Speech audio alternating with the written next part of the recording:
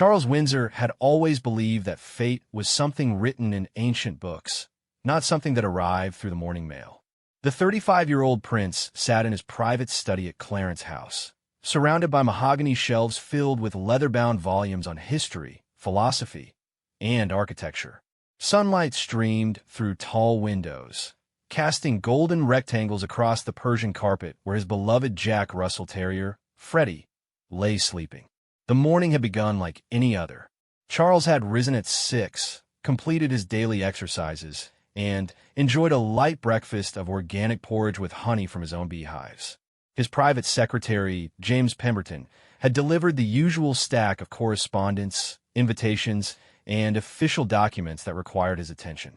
Charles approached his duties with the same methodical precision his mother, Queen Elizabeth, had taught him since childhood. As he sorted through the letters, separating urgent matters from routine correspondence, his fingers paused on an envelope that felt different from the rest. The paper was thick, almost ancient in texture, yet the postmark bore yesterday's date from the Royal Mail. What struck him most was the handwriting on the front. The elegant script spelling out his full name and title looked remarkably familiar, though he couldn't immediately place where he had seen it before. Charles set the envelope aside, intending to open it after handling more pressing matters. But something about it kept drawing his attention. The weight of it seemed significant, as if it contained more than mere words.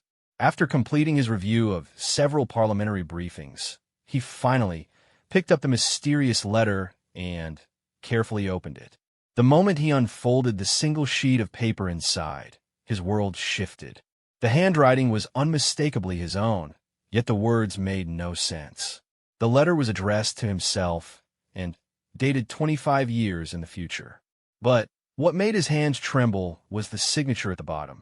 It read King Charles III in his own careful script, with the royal seal pressed into the wax beneath it. Charles read the letter 3 times before the words fully registered in his mind. The message was brief but profound. His future self was warning him about a decision he would make in exactly 6 months that would change the course of the British monarchy forever. According to the letter, this decision would save the crown, but cost him something precious beyond measure. The letter urged him to trust his heart over his duty, something that went against everything he had been taught since birth. His hands shaking, Charles walked to his private safe and retrieved a magnifying glass. Under close examination, every detail of the signature appeared authentic. The pressure points, the subtle flourishes, the way certain letters connected, it was definitely his handwriting. But how was such a thing possible? Charles had studied enough science to know that time travel belonged to the realm of fantasy. Yet here was evidence that challenged everything he understood about reality. The prince spent the rest of the morning in a state of bewildered contemplation. He canceled his afternoon appointments, telling James only that he needed time to consider an important personal matter. As he paced his study, Freddie following his every step with concerned brown eyes, Charles tried to rationalize what he had discovered. Perhaps it was an elaborate hoax. Maybe someone had studied his handwriting extensively and crafted this letter as a cruel joke. But deep in his heart, he knew the truth. This letter was genuine, and somehow, impossibly, it had come from his future self. The implications were staggering. If the letter was real, it meant that in the coming years his mother would pass away and he would become king. While this was always expected, seeing it written in his own hand made it feel immediate and real in a way that planning and preparation never had. More troubling was the warning about a decision that would save the monarchy, but cost him dearly. What could be so important that his future self would risk the impossible to send a message back through time? Charles found himself examining every aspect of his current life, searching for clues about what decision might be approaching. His relationship with Diana had been the subject of much speculation in the press. Their marriage had brought him happiness, but it had also brought challenges he had never anticipated. Diana was beloved by the public in a way that sometimes overshadowed his own role, and her approach to royal duties often differed from traditional expectations. Could the letter be referring to something involving his marriage? Or perhaps it concerned his long-standing passion for environmental conservation and sustainable development. Charles had often found himself at odds with government ministers and business leaders who prioritized economic growth over environmental protection. He had recently been considering making a major public statement about climate change that his advisors warned might be seen as too political for a member of the royal family. Could this be the decision his future self was warning him about? As evening approached, Charles realized he needed counsel. But who could he possibly tell about this extraordinary situation? His mother valued rational thought and practical solutions above all else. She would likely suggest he seek medical attention if he shared this story. His younger brothers would probably think he was having some sort of breakdown. Diana might understand, given her interest in spiritual matters and alternative thinking, but he hesitated to burden her with something so strange and potentially troubling. Instead, Charles decided to conduct his own investigation.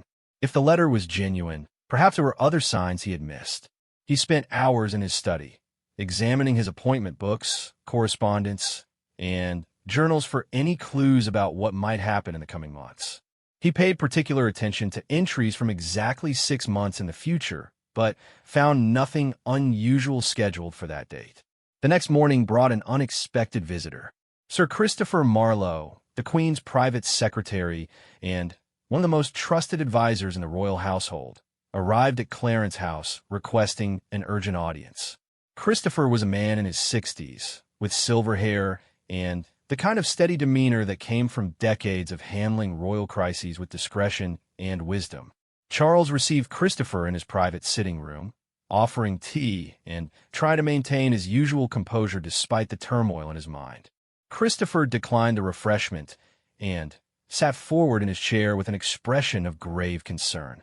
"Your Royal Highness," Christopher began carefully, "I've come to discuss a matter of utmost delicacy. Yesterday, Her Majesty received a most unusual communication, a letter bearing what appears to be your signature, discussing events that have not yet occurred. The Queen is deeply concerned and has asked me to inquire about your well-being." Charles felt his heart stop. "My mother received a letter with my signature?" "Indeed, sir. The letter appeared to be written in your hand, but it referenced future events, including—" Christopher paused, clearly struggling with how to phrase his next words. "Including her own passing and your accession to the throne. The Queen is naturally disturbed by this, particularly given that the letter seemed to offer comfort about decisions she has not yet made." The room fell silent except for the ticking of an antique clock on the mantelpiece. Charles realized that whatever force had sent him a letter from the future had also reached out to his mother. This was no longer something he could dismiss as an isolated incident or personal delusion. Something extraordinary was happening that affected the entire royal family. "Christopher," Charles said slowly, "I need to share something with you, and I ask for your complete discretion."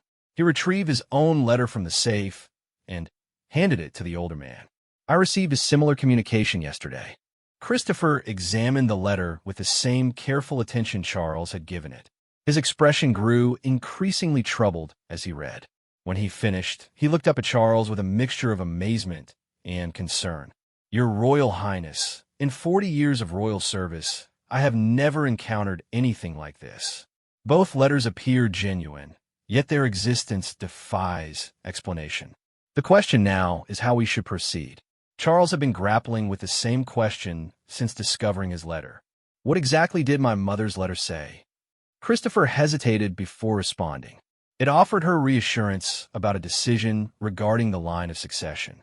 Specifically, it suggested that choosing to prepare you more thoroughly for kingship, rather than following traditional timelines, would benefit the monarchy in the long term. The letter was signed with her own hand and sealed with the royal seal, just as yours appears to be. The implications hit Charles immediately. His mother was apparently being encouraged to accelerate his preparation for kingship, while he was being warned about a costly decision he would face as king. The two messages seemed connected, part of some larger plan or warning from their future selves. "Has the Queen decided how she wishes to handle this situation?" Charles asked. "Her Majesty has requested a private audience with you this afternoon. She wishes to discuss both letters and determine the best course of action.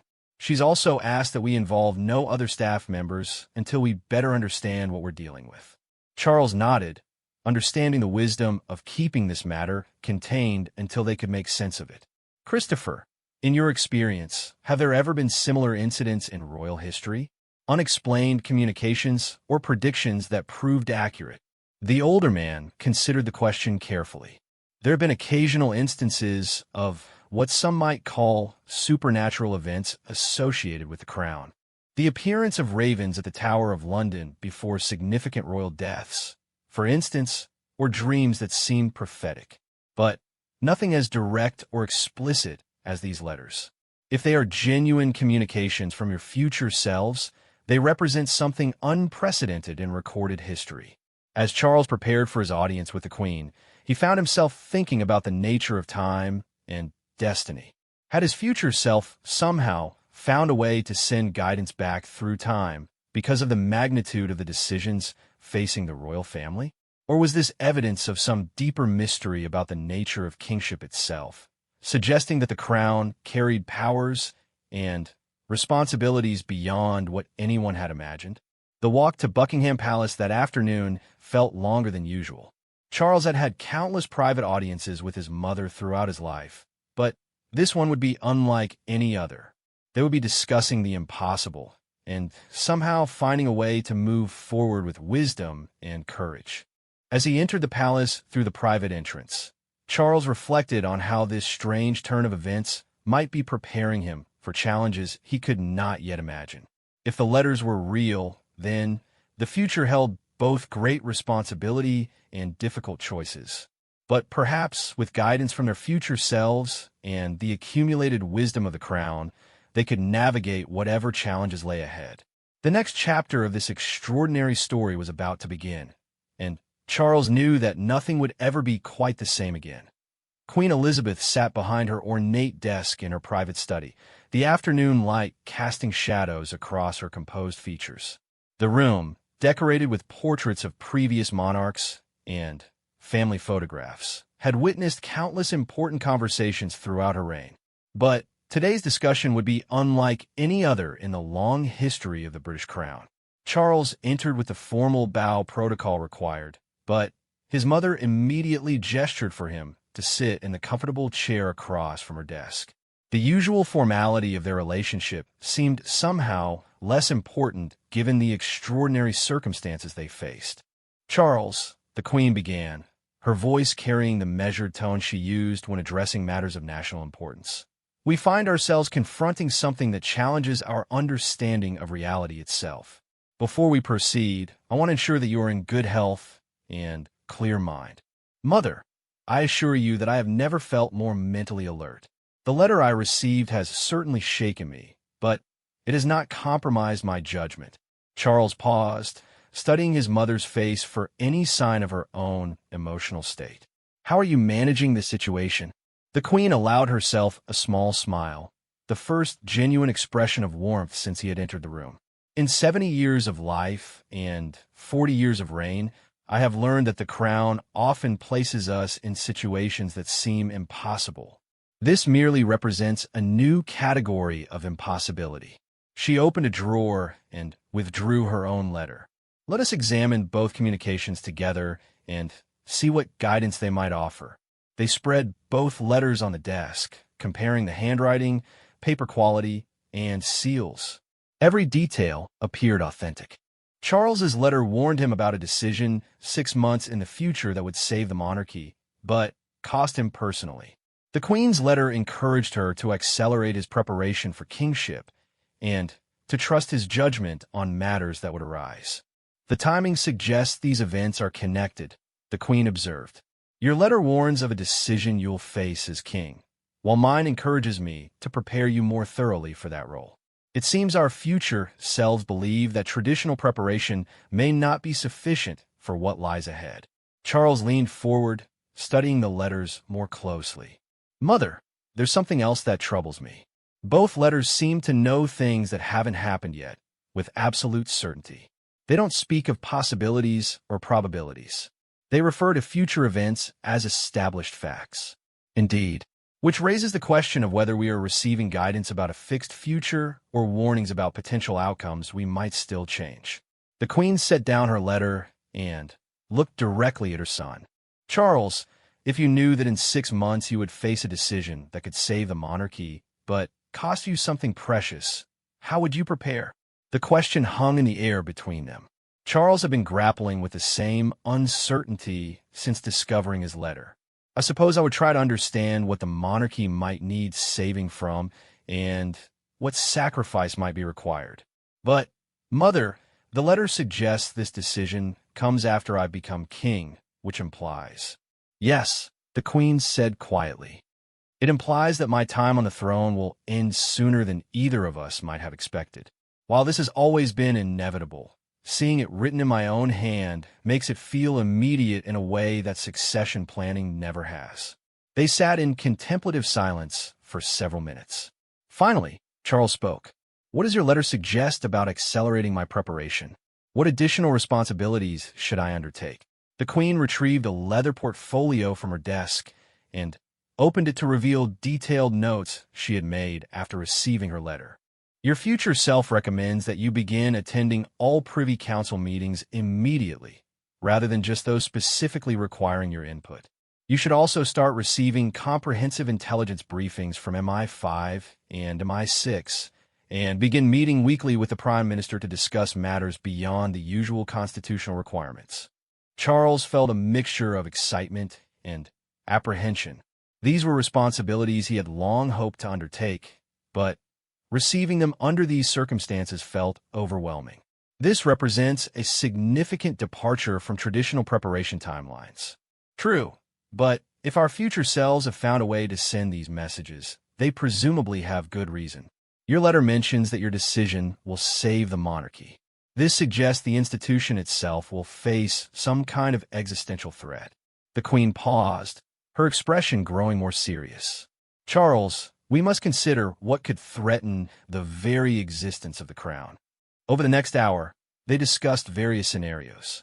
Political upheaval, public scandal, constitutional crisis, international conflict. Any number of challenges could potentially threaten the monarchy's survival. But without more specific information, they could only speculate about what their future selves had encountered. There is another possibility we haven't discussed, Charles said eventually. What if these letters are not warnings about future problems, but instructions about how to create a better future? Perhaps our future selves succeeded in strengthening the monarchy and are ensuring that we follow the same path. The Queen considered this perspective. You suggest that we might be receiving guidance about successful strategies rather than warnings about failures. Exactly.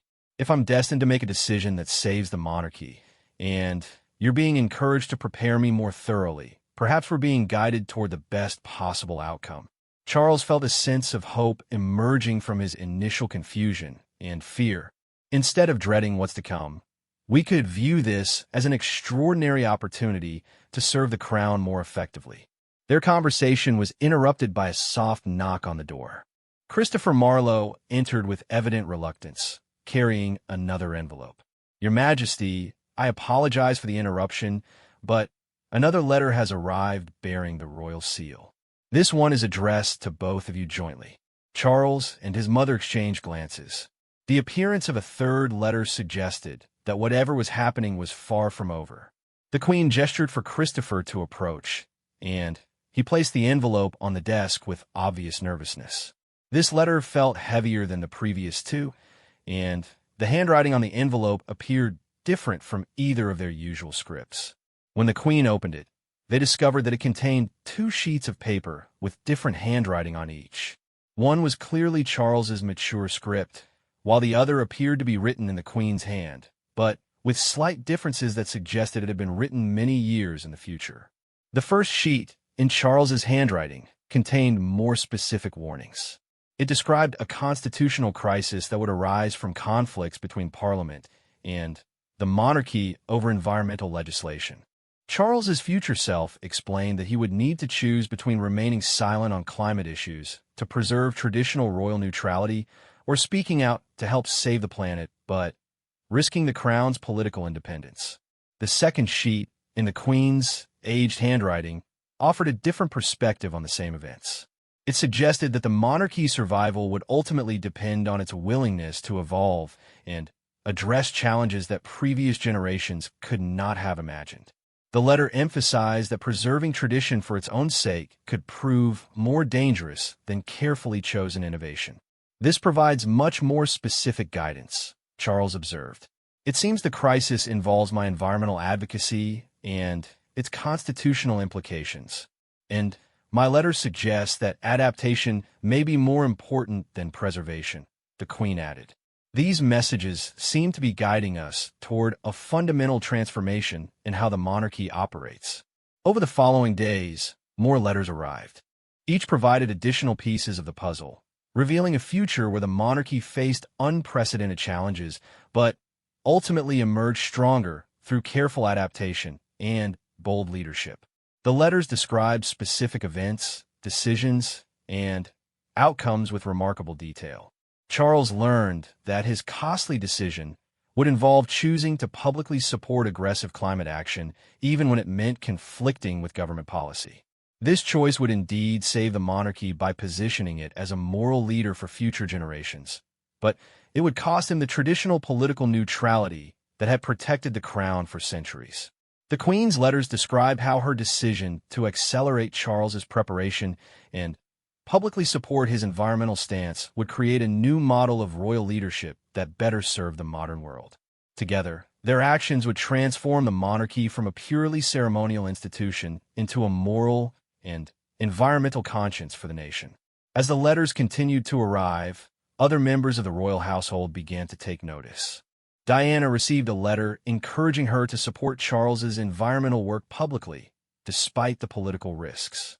Prince William, still a child, received a simple letter telling him that his father's courage would make him proud and help create a better world for his generation. The phenomenon seemed to be reaching everyone connected to the crown, providing each person with specific guidance about their role in the coming transformation. Even some government ministers and religious leaders reported receiving mysterious letters that encouraged them to support environmental initiatives regardless of political consequences. Charles began to understand that he was not just receiving personal guidance, but witnessing a coordinated effort by multiple future selves to ensure that history unfolded in a way that would benefit both the monarchy and the world. The letters weren't just predicting the future, they were actively working to create a better one. As he prepared for the challenges ahead, Charles felt a growing sense of purpose and determination. The impossible had become possible, and with it came an extraordinary opportunity to serve his country and the world in ways he had never imagined. The future was calling, and he was ready to answer. 3 months had passed since the first mysterious letter arrived, and Charles found himself living in two worlds simultaneously. In one world, he continued his traditional royal duties with the same careful attention to protocol and propriety that had defined his entire adult life. In the other world, he was preparing for a future that defied everything he had been taught about the proper role of the monarchy. The letters had continued to arrive regularly, each one providing more detailed guidance about the environmental crisis that would soon dominate global politics. His future self had warned him about specific dates when crucial climate legislation would be debated in Parliament, moments when his public support could tip the balance between progress and political gridlock. But with each revelation came a deeper understanding of the price he would pay for this unprecedented royal intervention. Diana had been remarkably supportive once Charles finally shared the truth about the letters with her. Initially skeptical, she had become a believer when she received her own communication from the future, written in her own handwriting, but dated 15 years ahead. Her letter described how her public support for Charles's environmental stance would help establish a new model of royal influence that their sons would inherit. The letters aren't just about saving the environment, Diana said during one of their private conversations in the Highgrove House Gardens. They're about saving the relevance of the monarchy itself. If we don't evolve, we'll become nothing more than expensive decorations. Charles watched his wife deadhead roses with the same careful attention she brought to her charitable work. Her practical wisdom often cut through his philosophical complexities, helping him see issues with startling clarity. But, Diana, my future self warns that speaking out will cost us the political neutrality that has protected the crown for generations. We could be opening ourselves to attacks that might ultimately destroy everything we're trying to save. Then, we make sure we're strong enough to survive those attacks, Diana replied, her voice carrying the determination that made her so effective in her public work. Charles, your future self wouldn't be warning you about this decision if there were an easier path. Sometimes the right choice is also the hard choice. The conversation was interrupted by the arrival of James Pemberton, who carried the day's correspondence with his usual efficient discretion. Among the routine letters and official documents was another envelope bearing Charles's future handwriting. By now, the household staff had learned not to question these unusual communications, though Charles suspected they had their own theories about what was happening. This letter contained the most specific guidance yet. Charles's future self provided detailed information about a climate summit that would take place in exactly 3 months. During this summit, the government would be pressured to sign an international agreement that would significantly reduce Britain's carbon emissions, but also impose economic costs that many politicians found unacceptable. According to the letter, Charles would need to make his crucial decision during this summit. He could remain silent and preserve traditional royal neutrality, allowing the government to reject the agreement and missing a critical opportunity to address the climate crisis. Or he could speak publicly in favor of the agreement, using his influence to sway public opinion, but breaking centuries of precedent about royal political involvement. The irony, Charles told Diana as they read the letter together, is that staying silent might actually be the more radical choice. If my future self is correct, remaining neutral while the planet faces environmental catastrophe could be seen as a dereliction of duty. Then, perhaps the real question isn't whether you should speak out, but how you should speak out, Diana suggested. Maybe there's a way to support environmental action that doesn't compromise the monarchy's constitutional position. This perspective intrigued Charles, and he began working with his most trusted advisors to explore how he might address environmental issues without violating the principles of royal political neutrality. The solution, when it emerged, was both elegant and unprecedented. Rather than speaking directly about government policy or partisan politics, Charles would focus on the moral and ethical dimensions of environmental stewardship. He would frame climate action not as a political issue, but as a fundamental responsibility to future generations. By speaking about values rather than policies, he could influence the debate without explicitly endorsing specific legislation. The Queen had been following these developments with careful attention. Her own letters from the future had encouraged her to support Charles's new approach while helping him navigate the constitutional complexities involved. During one of their weekly private meetings, she shared her own insights about the changing role of monarchy. Charles, I have spent 40 years learning to be the kind of monarch our Constitution requires. But the world has changed dramatically during my reign, and it may be time for the monarchy to change as well. The Queen paused at the window of her private study, looking out at the gardens where tourists gathered daily to catch a glimpse of royal life. These letters suggest that our future selves have found a way to maintain the crown's essential role while adapting to new challenges. Mother, are you concerned that we might be making a mistake? That we're trusting guidance that could lead us astray? Charles had been grappling with this uncertainty throughout the entire experience. I am concerned, the Queen admitted, but I'm more concerned about the consequences of inaction. If these communications are genuine, and I believe they are, then remaining on our current path leads to a future where the monarchy becomes increasingly irrelevant. That is not the legacy I wish to leave. As the climate summit approached, Charles intensified his preparation. He studied every aspect of environmental science, economics, and international relations related to climate change. He consulted with leading experts from universities, research institutions, and environmental organizations. Most importantly, he crafted a speech that would articulate his position without compromising the monarchy's constitutional role. The speech took weeks to perfect. Charles worked with constitutional scholars, speechwriters, and even poets to create a message that would be both powerful and appropriate. The final version spoke about the moral imperative to protect the natural world for future generations, drawing on religious traditions, philosophical principles, and simple human decency rather than specific policy positions. Meanwhile, the letters continued to provide guidance and reassurance. Charles learned that his decision to speak out would indeed create controversy and criticism, but it would also inspire a global movement of young people who saw the monarchy as finally addressing the most important issue of their time. His future self assured him that the long-term benefits would far outweigh the short-term costs. 2 weeks before the summit, Charles received perhaps the most important letter yet. This communication was different from the others because it was written jointly by his future self and his future son, William. The letter described how Charles's courage during the climate crisis would inspire William to continue evolving the monarchy's role, eventually making environmental leadership one of the crown's defining characteristics. Your decision saves not just the planet, but the monarchy itself, the letter explained. By showing that the crown can be a force for moral leadership without abandoning constitutional principles, you create a new model that future generations of royals can follow. William will inherit a monarchy that is both relevant and respected because of the choice you make.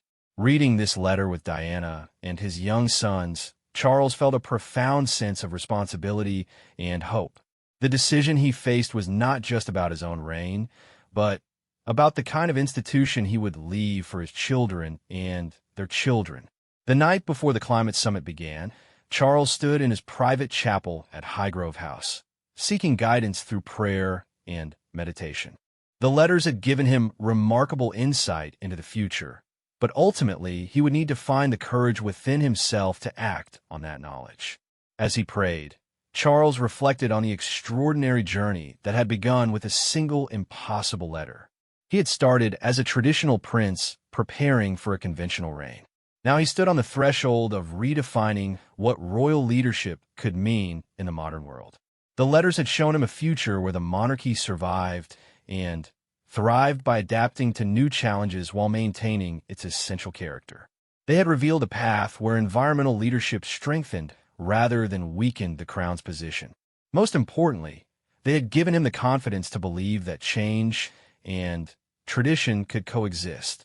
Tomorrow would bring the moment of decision that his future self had warned him about. Charles knew that his choice would indeed save the monarchy, but it would also transform it forever. As he concluded his prayers and prepared for sleep, he felt ready to embrace that transformation and all the challenges it would bring. The future was calling, and Charles Windsor was finally prepared to answer with both courage and wisdom. The morning of the climate summit dawned gray and drizzly, typical London weather that seemed to mirror the uncertainty hanging over the nation. Charles stood at the window of his suite at Clarence House, watching early commuters hurry along the rain-slicked streets. Today would mark either the greatest triumph or the most devastating mistake of his royal career. The final letter from his future self had arrived just hours earlier, delivered by the same mysterious means that had brought all the others. This communication was different, however. Instead of warnings or guidance, it contained a simple message of encouragement and a revelation that took Charles's breath away. The decision you make today will indeed save the monarchy, the letter read in his own familiar handwriting. But more than that, it will help save the world. 25 years from now, historians will mark this day as the turning point when global leaders finally found the courage to act on climate change. Your speech will not just influence British policy. It will inspire leaders around the world to speak with moral clarity about the greatest challenge humanity has ever faced. The letter went on to describe how Charles's environmental advocacy would evolve over the coming decades, eventually making him one of the most respected voices on climate issues globally. It described a future where the monarchy's moral leadership on environmental issues helped Britain become a world leader in sustainable development, creating millions of jobs while protecting the planet for future generations. But, perhaps most importantly, the letter revealed the true cost that Charles's future self had warned about. The price of speaking out would not be political neutrality or constitutional propriety. It would be the complete transformation of his private life into public service. Once he took this step, Charles would belong entirely to the cause, with every moment of his remaining years dedicated to environmental advocacy and the responsibilities of evolved kingship. Diana found him reading the letter in his study, still in his dressing gown despite the early hour. She had become his closest confidant throughout this extraordinary experience, the one person who understood both the weight of his decision and the necessity of making it. "The last letter?" she asked, settling into the chair beside his desk where she had spent countless hours helping him prepare for this moment. "Yes, and it confirms everything we've discussed.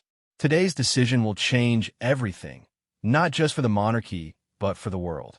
Charles handed her the letter, watching her expression as she read the final guidance from their future selves. "Charles," she said when she finished reading, "I know the cost feels enormous, but look at what you're gaining. You're getting the chance to use your position for something truly meaningful. How many people get that opportunity?" Over the past 3 months, Diana had become as committed to this path as Charles himself. Her own letters from the future had described how her support for environmental causes would enhance her charitable work and create new opportunities to help people around the world. The future versions of themselves had found a way to serve both the crown and humanity simultaneously. The climate summit was being held at the Royal Festival Hall, chosen specifically because its symbolic significance would amplify the impact of any royal participation. World leaders, scientists, environmentalists, and journalists had gathered to debate whether humanity would finally take decisive action against climate change or continue the pattern of half measures and delay that had characterized previous international efforts. Charles spent the morning in final preparation, reviewing his speech one last time and consulting with constitutional experts about the precise wording of key passages.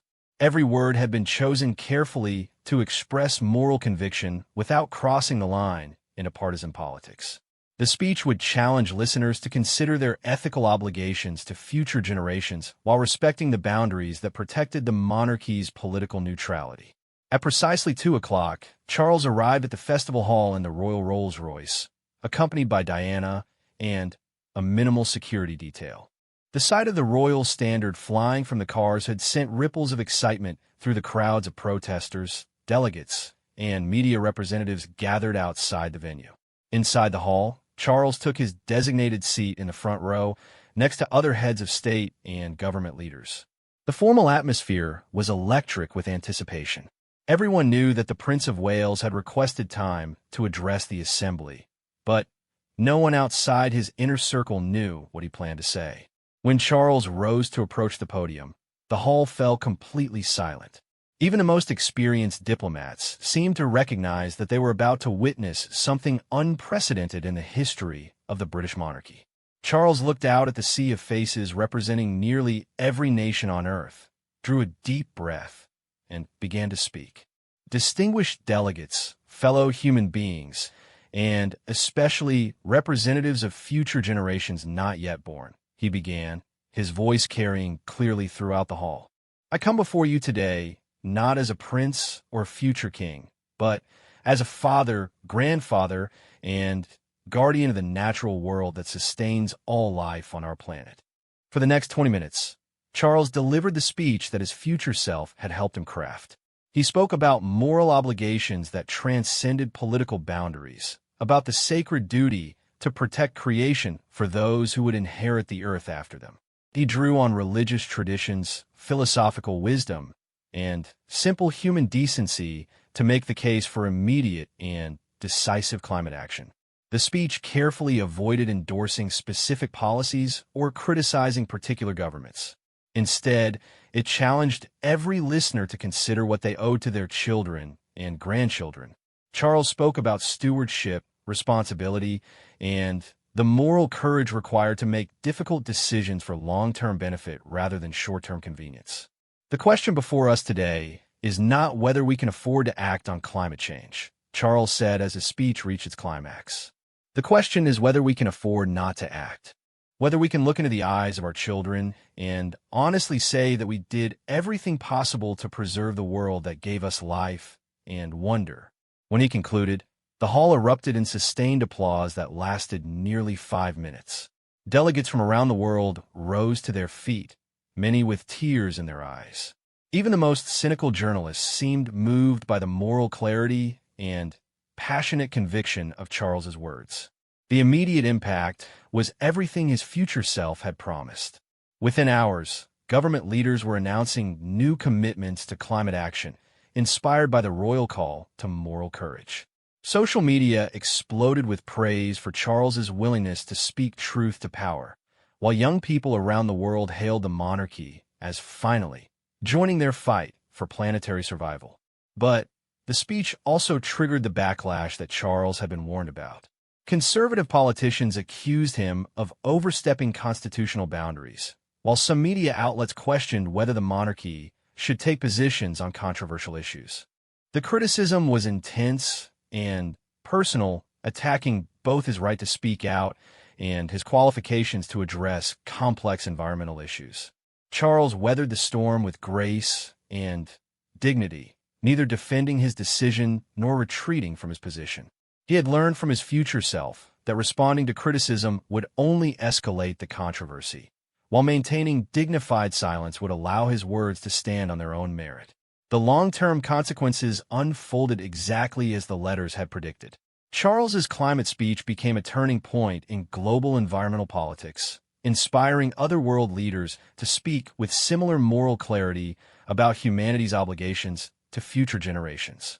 The monarchy's approval ratings initially dropped among older, more conservative citizens, but soared among younger people who saw the crown as finally addressing the issues that mattered most to them. Over the following months, Charles continued to receive occasional letters from his future self, each one confirming that he had chosen the right path and providing guidance for navigating the challenges ahead. The letters describe how his environmental leadership would evolve over the coming decades, eventually making him one of the most influential voices on climate issues worldwide. More importantly, the letters revealed how his decision to speak out would transform the monarchy itself. Future generations of royals would inherit an institution that was both relevant and respected because Charles had shown that the crown could provide moral leadership without abandoning constitutional principles. 2 years after the climate summit, Charles looked back on his decision with deep satisfaction and gratitude. The impossible letters had given him the courage to transform not just his own role, but the entire future of the monarchy. The crown had evolved from a ceremonial institution into a force for moral leadership that helped address humanity's greatest challenges. Diana had been right when she said that change and tradition could coexist. The monarchy remained constitutionally neutral while providing ethical guidance that transcended partisan politics. Charles had found a way to serve both the crown and the planet, creating a legacy that would benefit generations yet unborn. As he sealed his own letter to be sent back through time to his younger self, Charles smiled at the beautiful paradox of his situation. He was living in a future that had been shaped by guidance from that same future, a perfect circle of cause and effect that had allowed them to create the best possible outcome for both the monarchy and the world. The impossible had become inevitable, and the future was brighter because a prince had found the courage to answer when destiny called his name.